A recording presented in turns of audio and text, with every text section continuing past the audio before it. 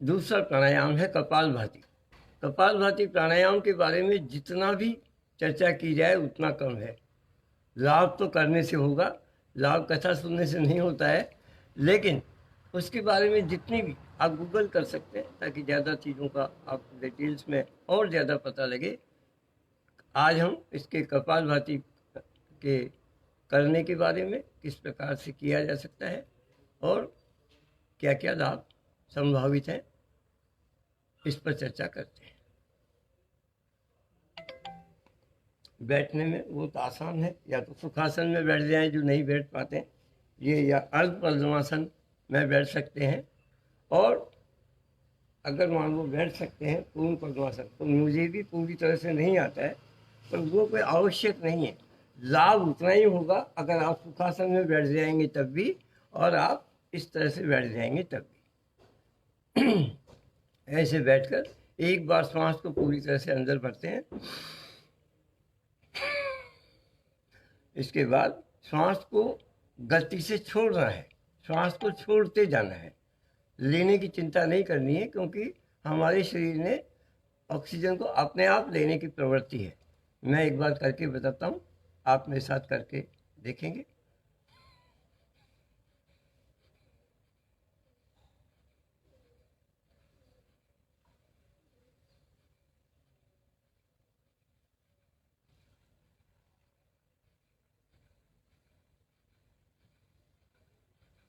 श्वास को छोड़ते जाना है, ये देखिए।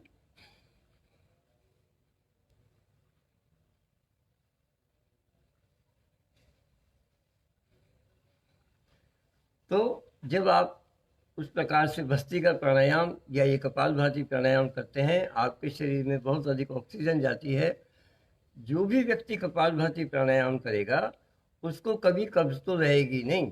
पूरे पेट के ऑर्गन्स की आप देखिए ना, व्यायाम हो रहा है।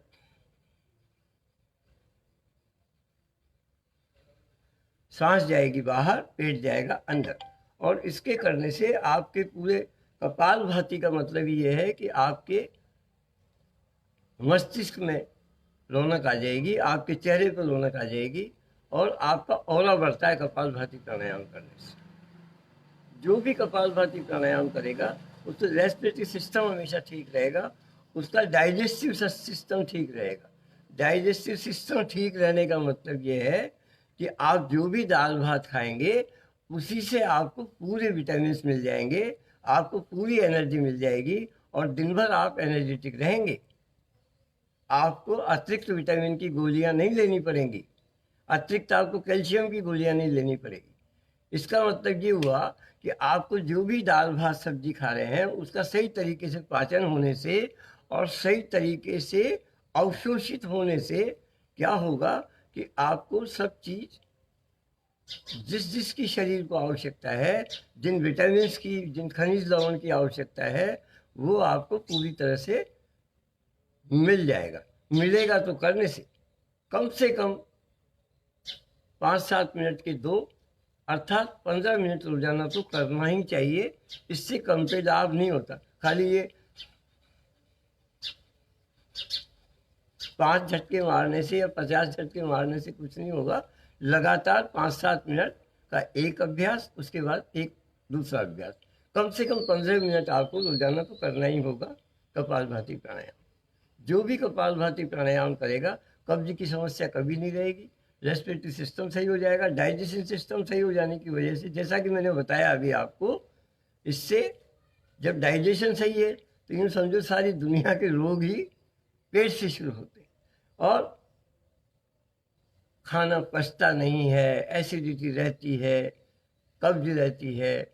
उसकी वजह से पूरे शरीर को जो विटामिन मिलने चाहिए, जो खनिज लवण मिलने चाहिए, वो मिलते नहीं हैं, और नहीं मिलते हैं तो वो जैसा का जैसा बाहर चला जाता है, वो भी बड़ी मुश्किल से। तो उस स्थिति से बचने के लिए कपालभाति प्राणायाम बहुत ही आवश्यक है।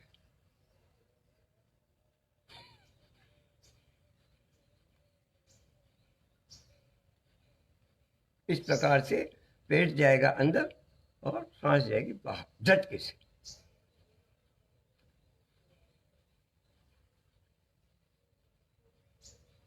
प्राणायाम करने से आपकी दुनिया बदल जाती है, आपके विचार बदल जाते हैं, आपके मन में अच्छे विचार आने लगते हैं, आप परमात्मा की तरफ बढ़ते हैं। ये रोग जाते हैं जो तो एक बात है ही, आपकी कब्ज मिटेगी जो बात है ही।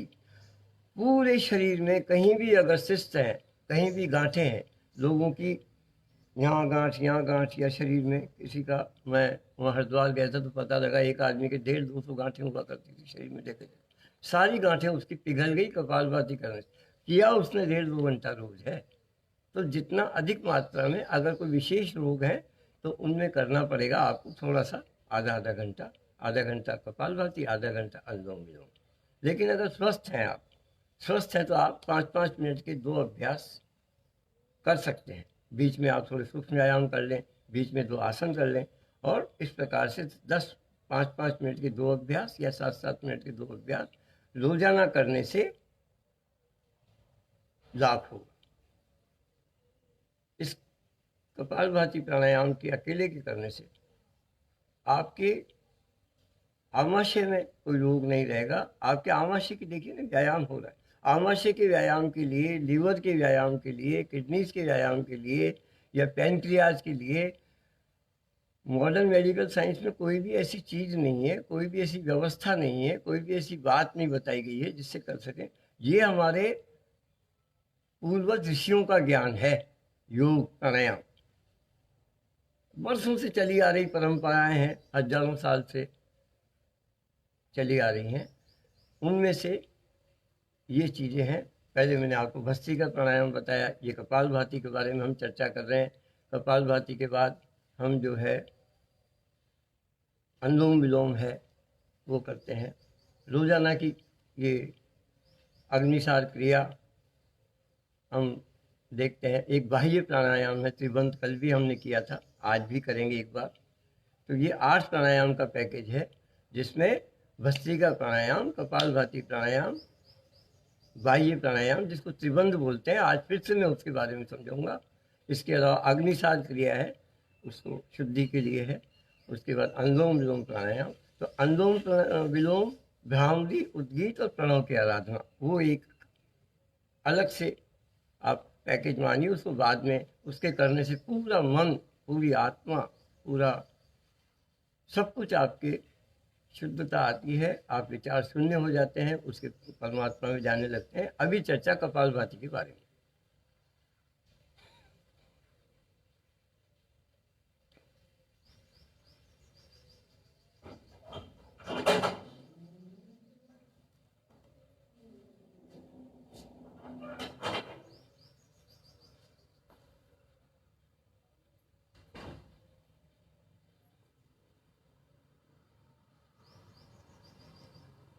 जब आप कपालभाति कर रहे होते हैं तो आप सहज ही टॉक्सिन्स को फेंक रहे होते हैं बाहर, आप विष को बाहर फेंक रहे होते हैं, आप ऑक्सीडेंट्स को बाहर फेंक रहे होते हैं, और आपके शरीर में ऑटोमेटिकली शुद्धि की प्रक्रिया चल रही होती है। हमें पता भी नहीं लगता और इसके लाभ हमें मिलने लगते हैं। पूरे चेहरे पर इससे कांति आती है, आपके विचार शुद्ध होते हैं, आपका मन अच्छा रहता है। मन अच्छा रहना छोटी बात नहीं है। आप आज कपालभाति करेंगे, अनुलोम विलोम करेंगे, और आपका पूरे दिन मन अच्छा रहेगा तो आपकी लड़ाई नहीं होगी किसी से। आप ऑफिस भी जाएंगे तो आप अगर किसी से कोई छोटी गलती भी हो गई है तो उसको कहेंगे जी कि कोई बात नहीं भाई, कोई बात नहीं। लेकिन आपका अगर मन खराब हो तो अगर उसने गलती से छोटी सी भी कोई चीज़ कर दी तो आप उसका क्या हाल करेंगे, कितनी देर तक उसको छोटी सी बात के लिए सुनाएंगे। तो ये बहुत बड़ा फर्क है कपालभाति प्राणायाम करने से या प्राणायाम करने से। प्राणायाम के जो पैकेज है पूरे 8, उनको करने से जो है 1 घंटे में सब चीज़ें हो जाती हैं। 1 घंटे में भस्त्रिका प्राणायाम 2 से 3-4 मिनट, और उसके बाद कपालभाति 5-5 मिनट के। तो स्वस्थ व्यक्ति के लिए, जिनको व्याधि है उनको सलाह लेकर ज़्यादा टाइम करना होगा। कपालभाति 10 मिनट, इसके बाद सूक्ष्म व्यायाम कुछ कर सकते हैं, हाथों को पाँव के ऐसे व्यायाम इस तरह से, है ना। और तो कपालभाति प्राणायाम करने की चर्चा विशेष रूप से आज रखी गई है। तो इसमें आपका डाइजेस्टिव सिस्टम सही रहेगा, रेस्पिरेटरी सिस्टम सही रहेगा। जो भी चीज़ आपके विकार शरीर में ज़्यादा आ गए हैं वो सम हो जाएंगे। जो चीज़ ज़्यादा है वो कम हो जाएगी, कोई चीज़ कम है तो वो ज़्यादा हो जाएगी। कहने का मतलब, मान लो आपका वजन थोड़ा ज़्यादा है तो ऑटोमेटिकली, चूंकि डाइजेस्टिव सिस्टम सही है, तो आपका वजन ठीक होने लगेगा ऑटोमेटिकली। लेकिन आपका वजन कम है तो फिर कपालभाति करने से वो आपका वजन बढ़ेगा, क्योंकि आप नॉर्मलिटी की तरफ चलते हैं, आप सामान्यतया की तरफ बढ़ रहे होते हैं कपालभाति प्राणायाम करने से। आपके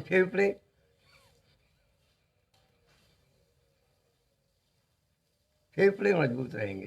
फेफड़े मजबूत रहेंगे तो इन दिनों यूँ मानो प्राणायाम करने से, अगर आपके फेफड़े, आपका इम्यून सिस्टम सही रहेगा प्राणायाम करने से, तो आजकल जो थोड़ा सा बोलते हैं कोरोना का है प्रभाव, तो उसमें अगर आपको लड़ने की, भगवान न करे किसी को भी उससे कोरोना से लड़ने की जरूरत पड़े, कोरोना नहीं हो, क्योंकि अपन घरों में रहें, हम लोग घरों में अंदर रहकर स्वस्थ रहें। इसी वजह से ये मैं आपको रोजाना बात करूँगा प्राणायाम के बारे में। तो जब आपने भस्त्रिका प्राणायाम किया, अब ये कपालभाति प्राणायाम कर रहे हैं, तो कपालभाति प्राणायाम करने से आपके फेफड़े मजबूत हैं, आपके चेहरे पर चमक आएगी, आपका डाइजेस्टिव सिस्टम सही रहेगा। देखिए, आपके आमाशय की जो है व्यायाम हो रहा है, आपके लीवर, आपकी किडनी, कभी भी आपको जो है लीवर सर्रोसिस नहीं होगा, क्योंकि आप उसका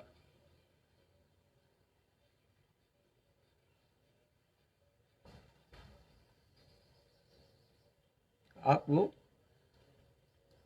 उसका व्यायाम हो रहा है सहज रूप में। आपको कुछ अतिरिक्त ताकत लगाने की जरूरत नहीं है, आपको अतिरिक्त क्षमता लगाने की जरूरत नहीं है। जो जवान है वो थोड़ा सा शीघ्र कर सकते हैं, अच्छी स्पीड से कर सकते हैं,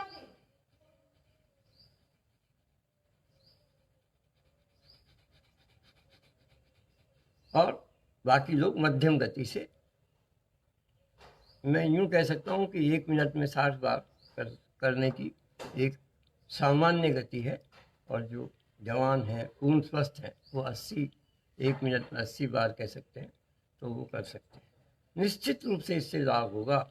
इससे आपका वजन नहीं बढ़ेगा, अगर वजन बढ़ा हुआ है तो नॉर्मल हो जाएगा। आपके पेट के सारे ऑर्गन्स का व्यायाम होता है, आपका डाइजेस्टिव सिस्टम सही रहेगा, आपने जो भी खाया है वो अच्छे से पचेगा नहीं, उसका अवशोषण सही होगा। अवशोषण सही होने की वजह से जो आपने दाल सब्जी खाई है, सारे विटामिन और सारे खनिज लवण उससे मिल जाएंगे, तो आपको अतिरिक्त सप्लीमेंट्री दवाइयाँ नहीं लेनी पड़ेंगी।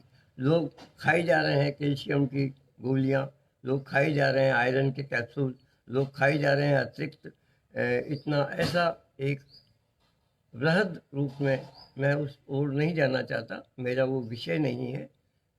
भाई मेडिकल में इतनी सारी चीज़ें सप्लीमेंट्स के रूप में आती हैं और उनको लोग बहुत अधिक मीडिया की वजह से वो ग्रहण करते हैं।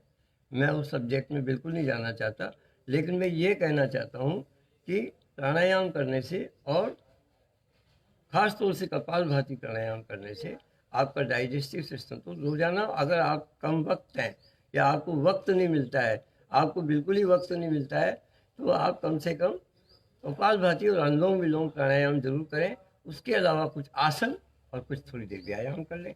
1-1.25 घंटा अपने आप को दें, बहुत आवश्यक है। इसके बिना कुछ भी नहीं है जीवन। और वो भी आप थोड़ा सा जल्दी, जैसे मैंने अपना किया हुआ है, मैं रोज़ाना 1.25 घंटा, पहले इन दिनों 5 बजे उठता हूँ और 6 से 7:15 सवा घंटे में घर पे कार्यक्रम सब कुछ करते हैं। आपको भी ऐसे कैसे, आप 5 बजे नहीं उठ सकते, 5:30 बजे उठ जाइए। 5:30 बजे उठ के 6:15 से 7:30, 1-1.25 घंटे में आप 2-3-4 मिनट भस्त्रिका कर सकते हैं। भस्त्रिका हो गया, कपालभाति,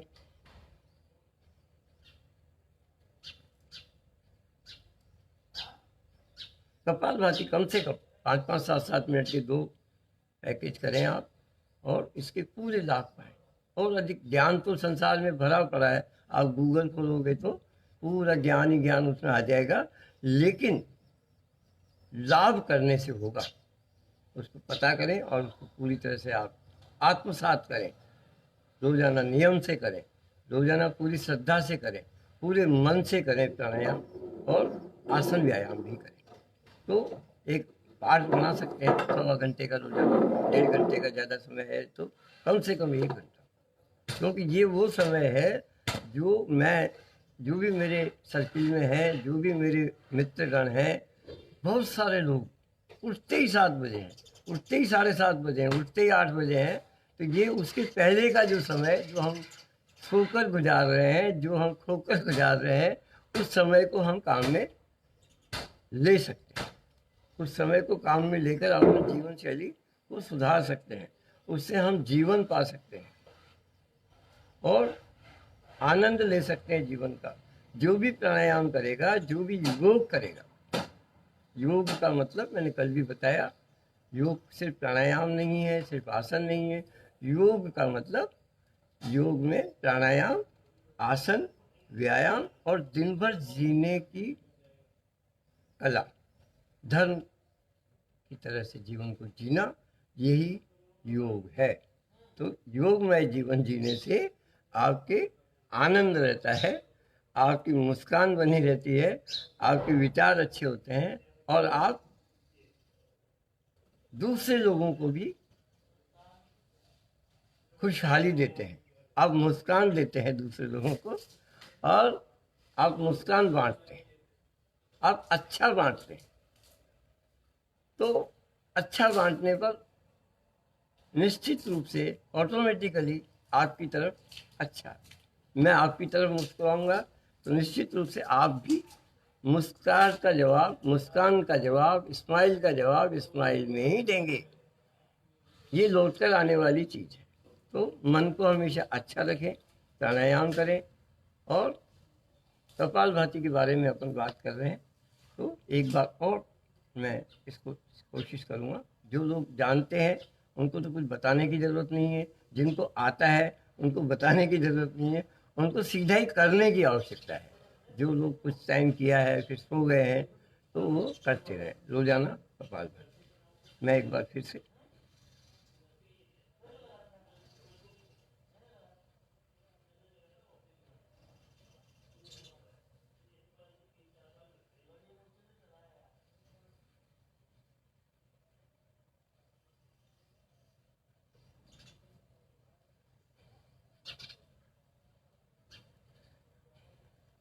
इस प्रकार से रोजाना करें। 2-3 मिनट भस्त्रिका प्राणायाम, अगले कपालभाति प्राणायाम। मैं इसके बाद की एक और त्रिबंध कहते हैं उसको, या बाह्य प्राणायाम कहते हैं। तो जब कपालभाति दोनों राउंड हो जाते हैं तो फिर वो 1 मिनट की प्रक्रिया है, 1-1.5 मिनट में हो जाता है, 2 से 3 बार। उसको करने के बारे में बताऊंगा। उसमें सांस को पूरा खींचकर और पूरा छोड़ देते हैं ऐसे, पूरा सांस बाहर। पूरे सांस बाहर के बाद 3 बंद लगाते हैं। ये थोड़ी को छाती से लगाते हैं ऐसे और नाभि को अंदर खींचते हैं ऐसे और गुदाद्वार को ऊपर खींचते हैं जब मूल बंद करते हैं। तो 3 बंद लगाते हैं, 1 बंद, 2 बंद और 3 बंद। तो ये तीनों एक साथ, तो मैं जैसे करके बताता हूँ आपको।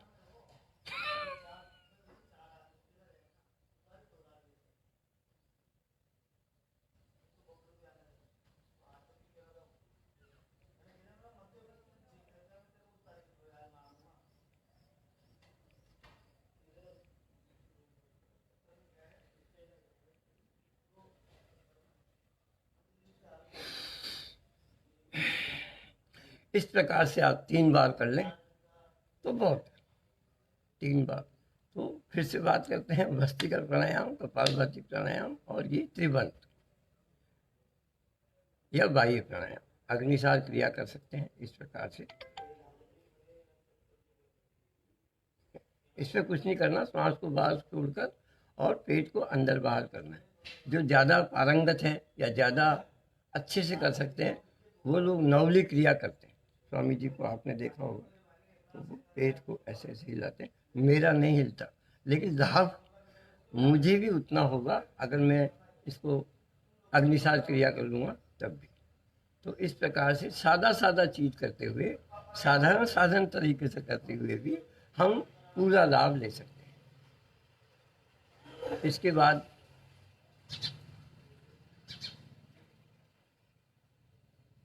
तो एक बार फिर से दोहराते हैं, मोटापा कम करने के लिए, डाइजेस्टिव सिस्टम के लिए, रेस्पिरेटरी सिस्टम के लिए, अपने फेफड़ों के लिए, और आपके विष बाहर जाते हैं, इससे टॉक्सिन्स बाहर निकलते हैं, एंटीऑक्सीडेंट कह सकते हैं इस प्राणायाम को।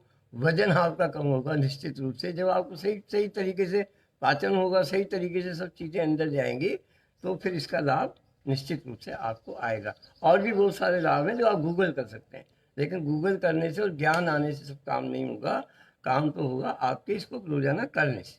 तो भस्त्रिका प्राणायाम कर लें, उसके बाद कपालभाति कर लें, कपालभाति के बाद बाह्य प्राणायाम, बाह्य प्राणायाम के बाद आप जो है अग्निसार क्रिया, जैसा भी आपने बताया। फिर मैं वो 4 चीज़ें हैं, अनुलोम विलोम,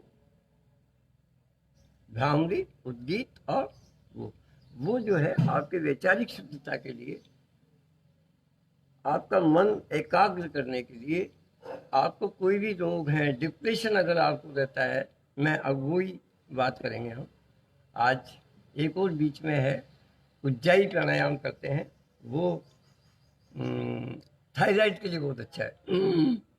सांस इसको गले को सिकोड़ के अंदर लेते हैं, उसके बारे में कल ज़्यादा विस्तृत रूप से चर्चा करेंगे। आज खाली एक भाई ये भी एक प्रक्रिया है, ये बताते हुए अपन अनुलोम विलोम, भ्रामरी, उद्गीत, और उसको शॉर्ट में करेंगे, लेकिन उसको करना इस तरह से है, लगभग 10 मिनट अनुलोम विलोम करना चाहिए। अनुलोम विलोम के बाद भ्रामरी प्राणायाम, अनुलोम विलोम तो आपको मालूम भी है,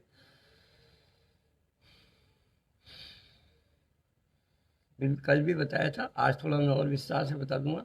भ्रामरी ऐसे, उद्गीत ओम का उच्चारण, और आखिरी में ध्यान। तो आओ हम करते हैं अनुलोम विलोम प्राणायाम, दोबारा चर्चा करते हैं, शॉर्ट में करेंगे और इसको करेंगे। तो अनुलोम विलोम में दाईं नासिका को ऐसे बंद करते हैं, आपको बाईं दिख रही होगी, तो दाईं नासिका बंद करके बाईं से ले रहे हैं, बाईं से सांस लिया, दाईं से छोड़ा, फिर दाईं से लिया, बाईं से छोड़ा, फिर बाईं से लिया और दाईं से छोड़ा, और दाईं से लिया और बाईं से छोड़ा। इस प्रकार से हठपूर्वक श्वासों को पूरा भरते हैं और पूरा छोड़ते हैं। तो जब आप बाईं नासिका से श्वास लेते हैं तो आपके दाएं मस्तिष्क को, और जब दाईं नासिका से लेते हैं तो बाएं मस्तिष्क को आप एनर्जी दे रहे होते हैं। आपके विचार, मन बिल्कुल अच्छा हो जाता है, धीरे धीरे आप विचार शून्य हो जाते हैं। अगर आपको डिप्रेशन रहता है तो पक्की बात है कि इसमें आपको बहुत लाभ होने वाला है, बल्कि पूरा लाभ होने वाला है अनुलोम विलोम प्राणायाम करने से। लाभ करने से होगा, हम थोड़ा सा सांकेतिक रूप में बात कर रहे हैं। तो इस प्रकार से अनुलोम विलोम करना।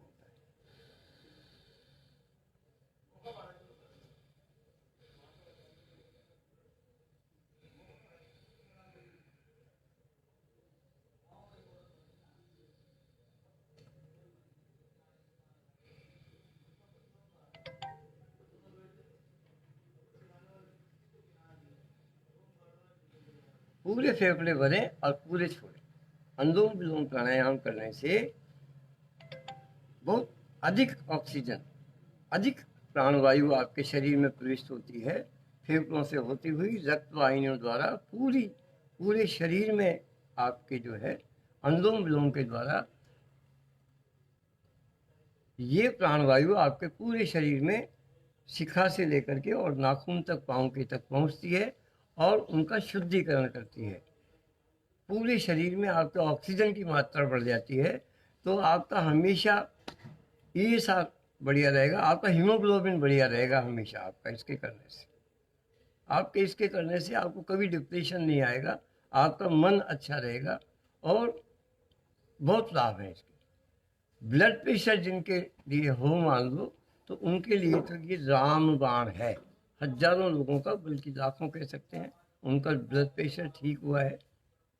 मेरे घर में मेरी पत्नी को था काफ़ी साल पहले, 2 साल रहा और उसके बाद जो है उन्होंने ठीक किया है।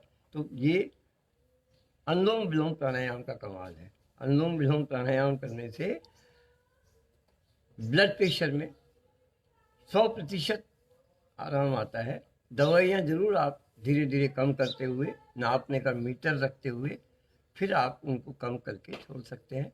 1 महीना रोज़ाना नापो, थोड़ी दवा कम करके, तो आपको खुद ही समझ में जिसका जो प्रैक्टिकल कर सकते हैं। तो अनुलोम विलोम प्राणायाम रोज़ाना 5-5 मिनट के 2 अभ्यास। इसके बाद भ्रामरी इस तरह से करते हैं। एक उंगली माथे पर और ये मुद्रा बनाते हैं। एक एक उंगली माथे पर और ये बाकी उंगलियां नासिका के आँखों के साथ अग्रभाग में और नासिका पर, और कान को ऐसे बंद करते हैं और भौंरे की तरह गुंजन करते हैं। एक बार आप कर सकते हैं मेरे साथ, आप 2 बार करेंगे।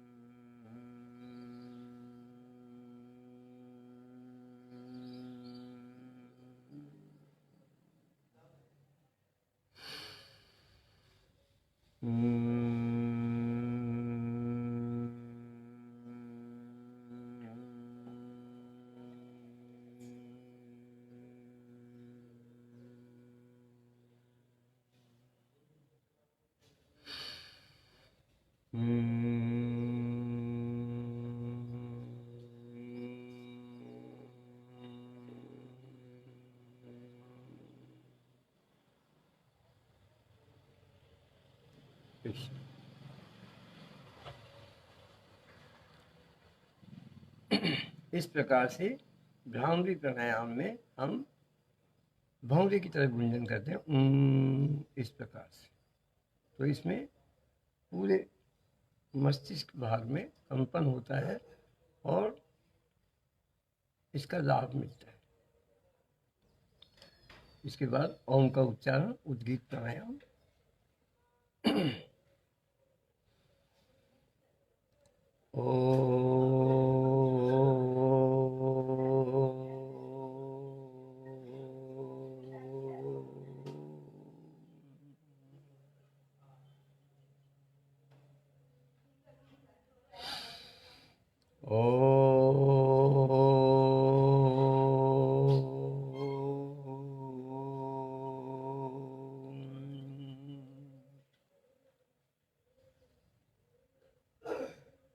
ओम का उच्चारण भी 3 से 11 बार रोजाना करना चाहिए। उद्गीत 3 से 11 बार, 5 बार कर सकते हैं, और ओम का उच्चारण 5 बार। इसके बाद जो है ध्यान, आंखें कोमलता से बंद, आपका पूरा मन बिल्कुल शांत, सिर्फ उस सर्वशक्तिमान का चिंतन और कुछ नहीं। सांसों का आवागमन बहुत ही धीमे, आपकी बहुत धीमी आती हुई सांसों को देख रहे हैं, महसूस कर रहे हैं आती और जाती सांस। उसके बाद आपका ध्यान आज्ञा चक्र पर लगाते हैं, जहाँ माता बहन बिंदी लगाती हैं,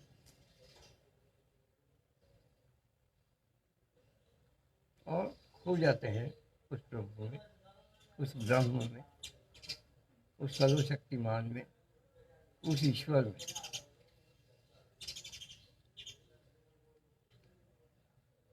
जिसकी वजह से हम हैं, उसकी कृपा के बिना एक पत्ता भी नहीं हिल सकता। वही परमात्मा हमें अच्छे संकल्प लेने की प्रेरणा देता है और वही परमात्मा उन संकल्पों को पूरा करने में हमारी मदद करता है।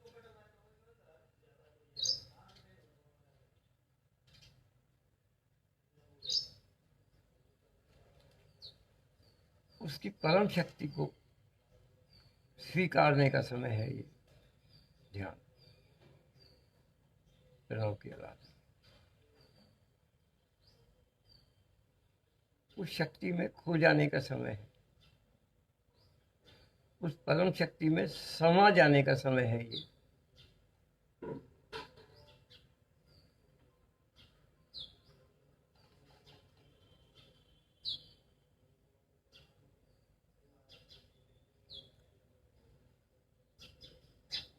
थोड़ा सा अधिक करना होता है, अभी विश्राम करेंगे। ऊपर हाथों का घर्षण, हथेलियों को पूरी ताकत से, पूरी क्षमता से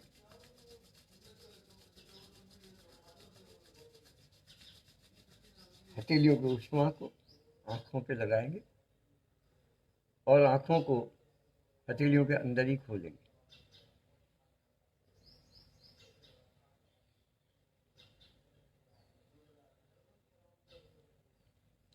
इस प्रकार से बीच में सूक्ष्म व्यायाम आप लोग कर सकते हैं, जैसे ये आप पाँव को, क्योंकि जब आप 1 घंटा करते हैं तो आपके निश्चित रूप से पाँव सो जाने का इस प्रकार का रहता है। तो 5 मिनट के सूक्ष्म व्यायाम, इसमें कल विस्तृत चर्चा आज नहीं करेंगे, आज खाली सांकेतिक रूप में बताएंगे कि पाँव को ऐसे हिला सकते हैं, उंगलियों को आगे पीछे करते हैं, पंजों को आगे पीछे करते हैं, गोल घुमाते हैं।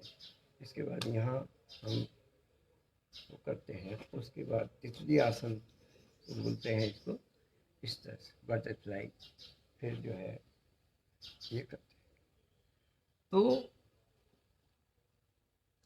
चर्चा यही है कि रोजाना नियमित रूप से सुबह जल्दी अगर उठें, 5 साढ़े 5 उठ जाएं, इसके बाद आधे पौन घंटे में फ्रेश वगैरह होकर 1-1.25 घंटा नियमित रूप से आप देते हैं अपने को प्राणायाम, आसन, कुछ आसन आगे एक रोजाना एक चीज पर, एक बात पर विस्तृत चर्चा करेंगे, बाकी हम सांकेतिक रूप में करेंगे। तो आपने बाह्य प्राणायाम को अच्छे से सीख समझ लिया है, उसे पूरी तरह से कर सकते हैं। कपालभाति प्राणायाम को अच्छे से कर सकते हैं और एक एक बात पे हम चर्चा रोजाना करेंगे। और आज को मैं इतनी बात करते हुए वाणी को विराम दूंगा और हम जो है अब शांति पाठ करें।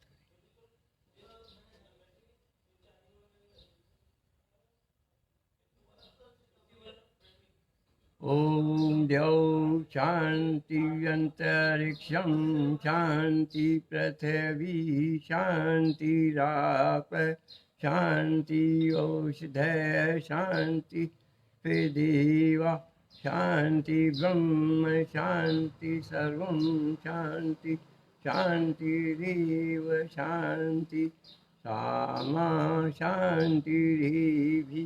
ओम शांति शांति शांति। ओम सभी को प्रणाम और नमस्ते। कल पुनः चर्चा करेंगे। ओम।